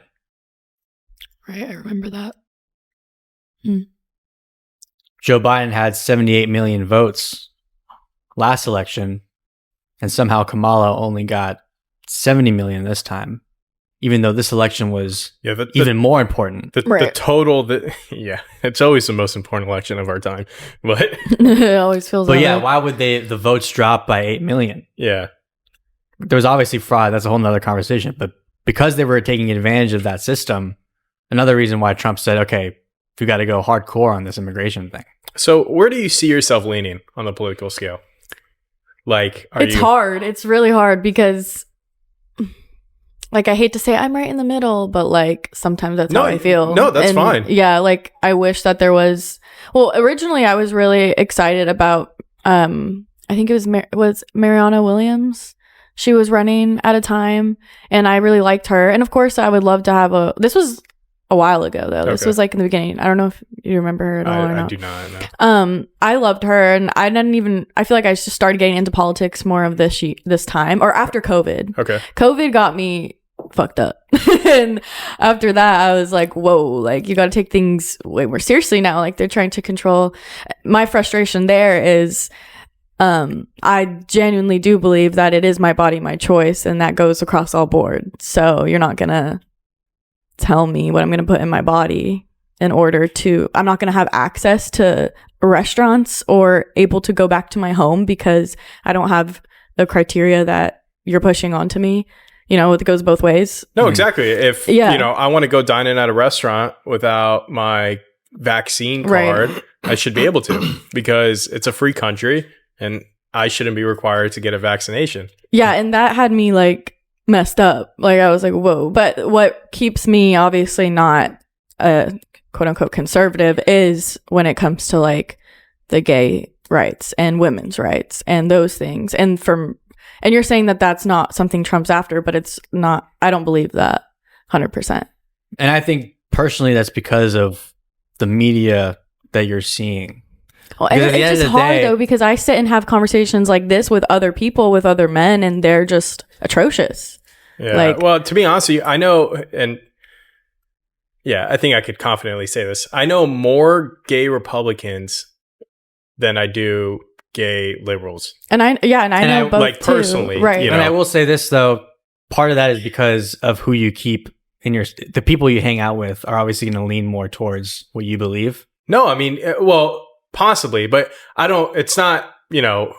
I'm talking about like people that we've hired, or I guess there's a bias there, right? Yeah, there is a bias there, but I do what you're trying to say. Customers that come in, like anything, yeah, because the point that I grasp from that is there's gay people on both sides, of course, and we know, like you said, we know gay people that are hardcore Republican, and we know gay people that are also hardcore liberal. Mm. So at the end of the day, it's like you can be gay and vote whichever way, and really at the end of the day, the Republican agenda is not anti-gay. It's hard to, it goes again back to the Bible and what it's based off of. It's hard to feel that or believe that because you have what most Christians believe is being gay is a sin, being gay is wrong, like being gay is not good and you can't do that. But like that's not really realistic and that's not true. Correct. Well, and at the end of the day, gay marriage is legal. Yes. The Supreme Court decided that it is legal. And at the end of the day, I do believe that most people don't care at the end of the day. The fact is, when it gets too extreme, that's when people start paying attention. But there's extremes on both sides. Exactly. And I don't agree with the extremes on the right or the left. Right. Because there's some people that are extreme to be extreme, and they actually don't know what they're talking about. Unfortunately, a lot of what is extreme right now is coming from the left. And it's harmful. If there's extremes coming from the right, that's also going to be harmful, but it's not as much as the extreme that's coming from the left. No, that's just fact. There's definitely more extreme views coming out of the left than there are of the right. But again, there's so much hatred towards the gay and trans community, and it's 90% of the time coming from the right, and it makes people feel unsafe and not accepted. So I think the difference is that, one extreme, right, may worship them, and one extreme may, hate them, right? So I don't believe either is right. Correct. Right? I think the only person you should worship is God. Right. Right? So, like, that's the difference between the extremes on both sides, and that's why most people are, like you, to be honest with you, in that middle ground. Mm-hmm. They lean right some days, they lean left some days. Like, it's okay to be fluid about it. Right. But when you start, learning facts and learning, actually doing the research and stuff, which not a lot of people do nowadays because of TikTok brain rot, let's just say, and like there's short attention spans. Well, it's easier to just repeat. And again, it's easier to have Zach tell me what to think than it is to think for myself. Well, at the end of the day, that's bad. Right. Because even like just before coming here, like I'm trying to like, make sure I have what I believe in and what I think straightforward. So I know what I'm saying. And even just before coming here, I'm seeing stuff on my social media that's like saying, well, Trump did this, Trump did this, Trump did this. And I'm like, well, I need to fact check that because you're not just going to tell me. But everyone in the comments are just going with it. But I'm like, who's actually looking? Like, I need to know the truth, not just a bunch of like rambling BS. So now how, like, the way media affects, not necessarily you, but people in general, right? How do you feel about media, or not media, social media. How do you feel about children having that? I know you have a daughter. Oh my gosh, I don't think children should have social media. Yeah. At all. I think that the age of adults should be 25. Your frontal lobe should be developed before you can do like anything. We got too much freedom, maybe. A little bit. I don't know. I started smoking cigars when I was 18, so I can't talk. Yeah. Well, yeah, I mean, but yeah, I don't think children should have social media. I think social media has been used as a tool to divide us and to hurt our self-esteem, how we feel about ourselves, what we believe in. It's attacked like every way of who you are. It's trying to attack. So would you be open to the idea that media is the reason why so many people are confused right now and think a certain way? I can 100% agree that the media is the reason why Yeah. everyone is so segregated. Of course. Yeah. Like, because you have people with power that want you to think a certain way about what they believe in. And so, of course, what's the best way to do it? Social media, because everyone's on it. Like you guys are saying, nobody really cares about the news anymore. They're just going straight to social media, straight to podcasts, straight to those things. But the good thing is with having podcasts, I guess now you won't be as monitored, because I know there was a huge issue throughout the last election of people just getting completely shut down for like YouTube channels getting deleted for speaking up about what they believe in. I think that's wrong. Yeah, we know people personally that's happened to. Like we got a text last month that, our YouTube channel got taken down. Yeah. Oh yeah, you did that happen to you guys? No, that's not the channel. Okay. We've had videos taken down, but this is for cigar reasons. But what's worse, I agree, is political reasons or things that you're saying. I mean, we should have free speech in this country, and free speech has been under attack for a long time. So, like a conversation like this might be looked at and said, well, someone on this side of the table said something extreme. We're going to take it down. Yeah. I don't believe in that. I think that you as a person should be able to decide you have to think for yourself. You have to think for yourself. That's like the greatest independence that we can have, is thinking for ourselves and not just following a crowd. Yeah. Right. And I mean, we saw that with Mark Zuckerberg, right? I was just about to say that. Yeah. Didn't he just say? Yeah, no, you're right. Whatever he said about getting manipulated or whatever. Right. I mean, he's a grown man. He can make his own decisions now. Yeah, but he was heavily pressured by the U.S. government. Yeah, you're right. You can't make your own decisions. But if the country you live in, its government comes after you and is like, hey, we want you to do this, we're not asking, Well, that's where a lot of my, again, the COVID stuff got me backed all the way up, because I was like, something's not right here. Something don't feel right here, because we're a country of freedom and you're trying to take a freedom away. So at the end of the day, I think what we could agree on, we all can agree on, is that the government should not be able to dictate 100% what's right or wrong. For example, they shouldn't be able to dictate what is good speech and what is bad speech. Mm-hmm. They shouldn't be able to dictate what vaccine you need to take. They shouldn't be able to dictate abortion as one. So giving these things up to the states to decide is a much safer alternative than one person or one entity dictating. Exactly. Yeah. Listen, as Ronald Reagan, I think he said this, as he said it best, the worst 9 words a person could hear is, we're here from the government, or we're from the government. We're from the government. Yeah, and we're here to help. Yeah. Yeah. And at the end of the day, I think what the nation as a whole needs to do is realize that, unfortunately, the government's not our savior. Definitely not. The government has really not had our best interests that way. Yeah, the government doesn't have our best interests for the most part. You can argue that because a certain person is now the president, it's going to be better, whatever. But he, as the president, has said multiple times, the government should not dictate the entire nation. It should be up to the states. Mm-hmm.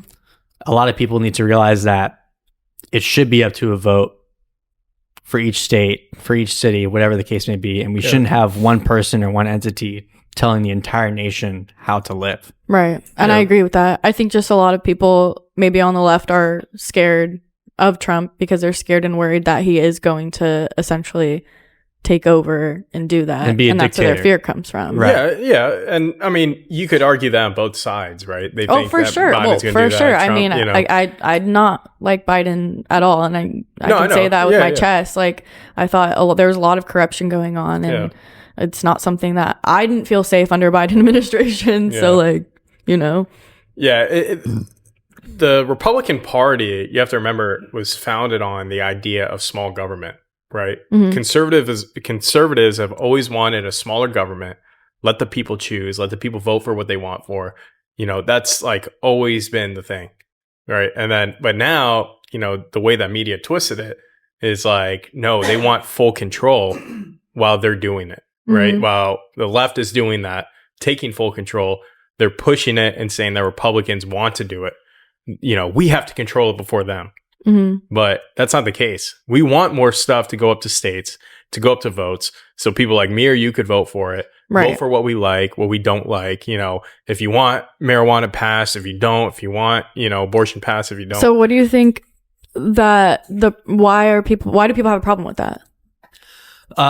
Brainwashing part of it, the media. It's lack of knowledge. Because I haven't seen or heard even anyone say why they don't want it to be up to the state. Because personally, I mean, Florida was stupid, I feel like, this time around because they don't know any better. And if the media says, listen, Trump is a dictator and he's going to basically control the entire nation and do all these bad things, then all you can think of is this guy versus that guy.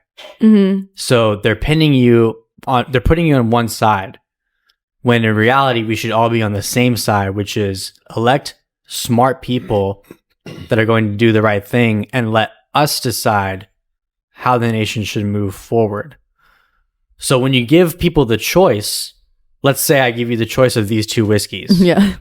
Your initial thought is, which one do I pick? Instead of, I don't like whiskey, I want tequila, for example. When you're given a choice, a lot of people will not think past those two choices and just pick one or the other. Right. But in reality, you can go outside of that and go beyond those two choices and find something that's actually better.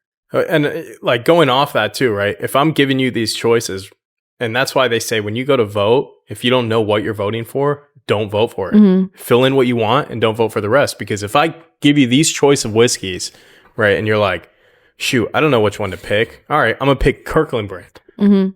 Right. Well, you know, the Woodford Reserve is better. Right. Just, it is what it is. But you pick Kirkland, and now Kirkland passed, and now we all have to drink it. Right. And going to the marijuana, the recreational marijuana bill that was just in Florida. If and you abortion. actually, both of them didn't get passed, even though the majority voted yes. well, yeah, because we have that 60% rule. But right. if we look at both of those, the reason they passed this rule, by the way, is because if we look at both of those, there was hidden stuff in there for both of them that most people don't look into. Like with marijuana, I'm going to use that as an example, and I'm going to go back to the election prior to this one also. But with marijuana, if that passed, that gave the rights to recreational marijuana to one company, and that's it. And no one else could sell it, only that one company. And then, but people don't care. Right. But as far as like a monopoly standpoint, you know, do we really want one person to giving have all of the marijuana? No. Exactly. Yeah. We're a capitalist country, right? We want everyone to have the right to sell what they want if it's legal, right? And then going back even further to the previous election, there was a solar panel like initiative that they put on the ballot that, thank God, it said no on. What it said on the ballot versus what the whole article said about it, on the ballot, it was like, we're going to get solar panels on every house in Florida, basically. And, you know, you have the right to like basically sell it back to the electric companies and then ... Right. But if you go deeper into that, what it gave the right to the electric companies to do was, even if you're selling electricity back to them, because you have solar panels, they could charge you for that. You no longer get paid for that. You get charged for that, because they still have to maintain all their, you know, power grid in the city. Because if everyone in Lake Mary got solar panels, Duke Energy isn't making any money. Florida Power isn't making any money, because we're supplying power for them and they're selling it to places that don't have solar panels. But thank God that didn't pass, because now, if, you know, the way it's always been, if I have a solar panel on my roof and I'm not generating enough, or I'm not using enough electricity in my home and I'm pushing it back towards the grid, I'm getting paid for that. And next thing you know, my bill is only $2. But if that bill passed, then even though my bill would have been $2, you're paying the same thing. You're paying the same thing. Yeah. Before, you're going to pay that $200, $300 bill. So it's like, and that's where the extremism on both sides come in, and everyone meets in the middle. And that's when, you know, educated versus uneducated come in. And that's why that 60%, you know, law got, you know, passed, was because you could convince 50% of the majority. It's harder to convince 60% of the majority when, Interesting. they're actually doing the research on that subject. Mhm. Especially in Florida, we have a lot of Right. older people that have the time to read and, look into these laws. Right. But Yeah. that's my story and I'm sticking to it. All right. Yeah, we could probably cut it too. Final thoughts? Final thoughts. Don't be a dick.